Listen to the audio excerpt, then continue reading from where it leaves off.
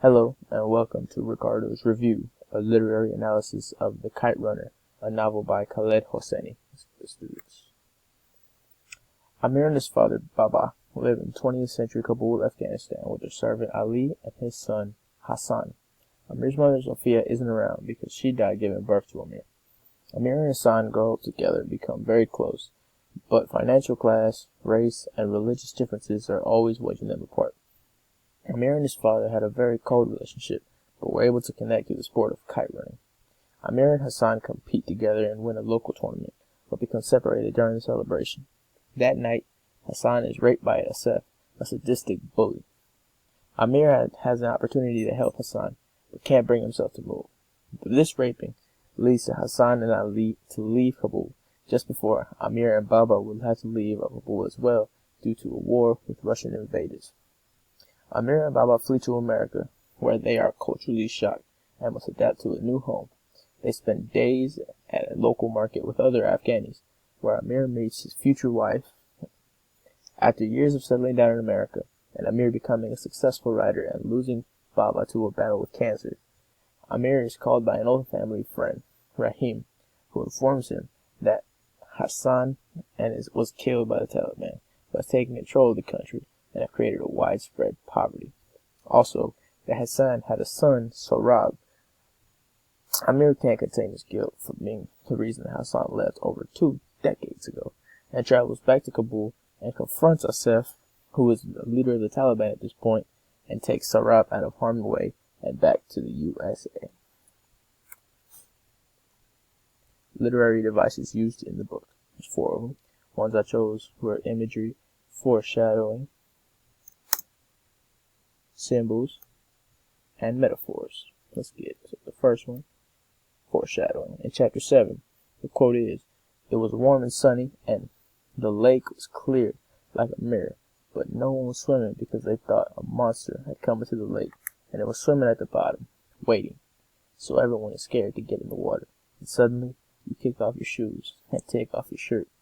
There's no monster, you say. I'll show you all." Now, this quote is taken from Hassan talking to Amir about a dream that he had, and this dream will come to fruition in a sense with Amir's return to Afghanistan later in the story, by going to a monster-infested place, in this case Kabul, which is now infested with Taliban members.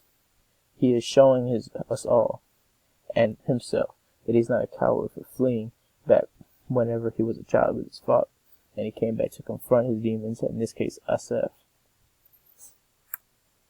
Symbols. In chapter 13, the quote is, "Baba wet his hair and combed it back. I helped him in a clean white shirt and knotted his tie for him, noting the 2 inches of empty space between the collar button and Baba's neck. I thought of all the empty spaces Baba would leave behind when he was gone." Now, this is because they had already discovered that Baba had cancer from all those years of smoking in his smoke room back in Afghanistan. And when Amir looks at the empty spaces inside of Baba's necktie, he envisions a future without his father, where his main vow to his past would disappear, and all the strong decisions are going to be made by him. Because up to this point of the story, almost every move that Amir makes was to make him happy, or mostly to make his father proud. And if Baba was to leave, Amir would be kind of at a loss for a purpose, except for his newfound wife. And then thankfully, Rahim calls him from back home and gives him a job to do to fulfill his life. Metaphor. In chapter 11, the quote is, "I didn't remember what month it was, or what year even. I only knew the memory that lived inside of me, a perfectly encapsulated morsel of a good past, a brushstroke of color gray, barren canvas that our lives had become." Now, continuing the theme of destroyed memories in the book, in the quote, Amir metaphorically compares his fond past and its defamation through war to a canvas where the beautiful art lay, but a brush of barren gray has crossed through. Last one, imagery. Now, in chapter 4, the quote is, "We snaked our way through the merchants and beggars. Baba gave us a weekly allowance of 10 Afghanis, which is their currency. We spent it on warm Coca-Cola and rosewater ice cream, tagged with crushed pistachios." Now just oppose that with the imagery in chapter 19. "We crossed the border and the signs of poverty were everywhere. On either side of the road I saw chains of little villages sprouting here and there, like discarded toys among rocks, broken mud houses, and huts consisting little more than 4 wooden plates and tattered cloth as a roof. Now, the imagery here shows just how different every element of Afghanistan has changed through the war and Taliban rule. The tone and mood shifts in the story is highlighted with the mental deformation of Amir's memories in Kabul. Every morsel is past changed because of war, and the one that he didn't experience himself because he left to America, and him coming back and seeing what happened while he was gone. It's totally crushing to his past. High-level questions and their answers. Why doesn't Hassan give up the kite to Asaf after being cornered and having no hope of escaping unless he gives it to Asaf?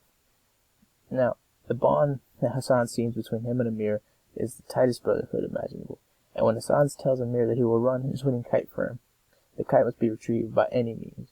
Hassan would have died to make Amir happy, mostly because he thought that Amir would do the same for him. Now that part is very important, because while we never get to see Amir do it for him, even though he has a chance to protect him before Asaf attacks Hassan, this is really crushing. Hassan will never know that he was there, but he will always think that he could have helped him. Why does it seem that Baba makes a decision to pass away? Baba never emotionally connected with Amir throughout most of his time together, but after seeing Amir become a successful writer and marry into an honorable Afghani family, Baba believes that he has raised a good son who can make his own way. And with this satisfaction, he can move on happily. Now this is in reference to the one night after Amir's wife puts Baba into bed, and he chooses to not take his medication and just rest. And the next morning, he finds he'll never wake up again. Now that's a truly beautiful moment, I believe. Number 3. What significance does Hassan's hair lip have? Now what does it represent when Baba has it fixed? Hassan's hair lip is a visual attribute that represents his lower class amongst the people of Kabul. And thanks to the reveal towards the end of the story, Hassan is actually Baba's son, so he's half brother with Amir. The surgery Baba paid for to fix the hair lip could be seen as an accepting reunion with his actual family. So this, in a way, this is Baba taking Hassan out of the lower class and accepting him into his own family, not just in the figurative sense, but in the real one. What if Hassan hadn't had a son? Would Amir still have returned to Afghanistan to confront his guilt and his death? I believe that Amir would eventually still return to his home in Kabul because he had so many good times there, even though it was ruined towards the end. His permanent memories there with Hassan as a child would need closure, so he can finally move on to a full life in America with his new family, I believe. Text connections. Text to text. Nothing was free in this world. Maybe Hassan was the price I had to pay, the lamb I had to slay, to win Baba. Was it a fair price? Now this is a quote from Amir talking to himself before he had a chance to save Hassan. Now this reference of a lamb to slay is from the Bible, and the sacrifice that Jesus and the Christ-like sacrifice that he represented, that people gave up to be saved for the greater good. Now, Amir calling Hassan the lamb he had to sacrifice, he was thinking, is it worth it to give up Hassan to finally have pride from his father? Text to self-connections. The quote is, I had one last chance to make a decision, one final opportunity to decide who I was going to be. I could step into that alley, stand up for Hassan, the way he stood up for me all those times in the past, and accept whatever would happen to me. Or I could run. Amir tells himself and the audience how one decision can change what's going to happen. The consequences of a single choice are always varied and unmeasurable. Now this one shift in the story, right before Hassan's attack, could have changed the entire end result of the book. If Amir were to confront Hassan in that alley, and he was to also get raped, the story would take a completely different tone. And that is what he's trying to convey here, in that, or I could run, the last sentence in that quote. Text to real world connections. Ali and Baba grew up together as childhood playmates, just like Hassan and I, a generation later. The relationship between Amir's father and his servant is parallel to the relationship with Hassan.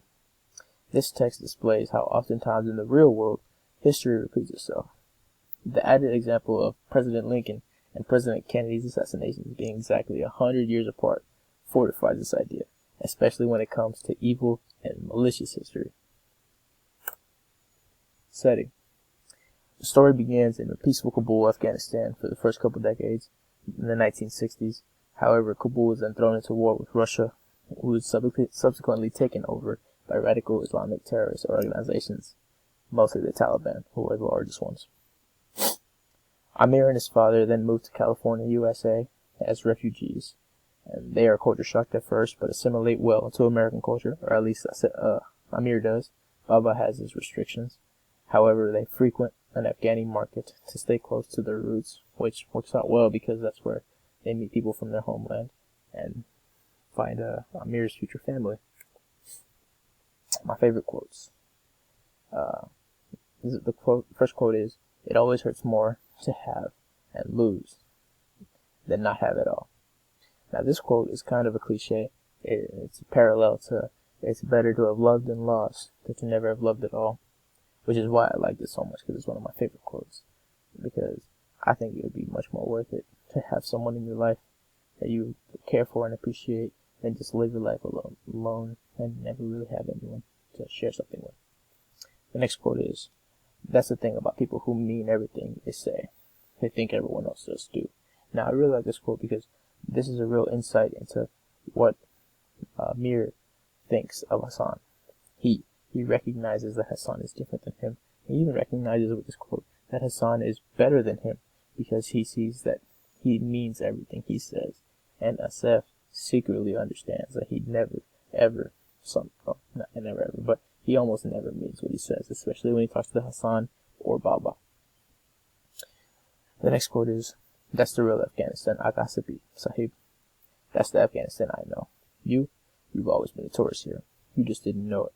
Now, this is Rahim talking to Amir, telling him how, or this wasn't working, but Amir is being told that because of his high class in Afghanistan, even whenever he left and it was becoming war-torn, he never truly saw the real Afghanistan that the rest of the world saw, because in his high place, in his high class, he wasn't used to seeing this kind of thing, poverty and people without food and without water. But now that he returns after Taliban has taken over, he thinks that this is all new, but they tell him that this has been going on the whole time. He was just living inside of a bubble, which I think is very true and happens a lot in real life. And then the final quote is, "A boy who won't stand up for himself becomes a man who can't stand up for anything, to anything." Now this is very important because I'm pretty sure this is Baba talking to Amir, telling him that if he cannot make his own way as a child, he will fix his mind in that mindset, and he will not be able to change his ways. And whenever he is a man, he will always stay silent whenever injustice is happening, and he will not be able to express his own ideas and will always become a follower, which is one of the most disgraceful things you can be as a human being. Final analysis. I really enjoyed the Kite Runner, much more than I thought I would whenever we began the book. The mental trials that Amir went through, from dealing with Hassan being violated and leaving his longtime home to war, transformed a privileged boy, which he was, into a hardened man who learns to make his own way. Diverting from his father, this divergence is relatable to me because my father and mother both grew up in Mexico and grew up in completely under different circumstances than I. I don't read often, but once I finished the book, I didn't feel it was a waste of time. I felt appreciative to have found something entertaining in a different medium other than television or through my phone. So yeah, it was a good book and I really enjoyed it. And that is my analysis of it. And this is the one and only installment of Ricardo's reviews, and I hope you enjoyed. Thank you for watching. Bye-bye.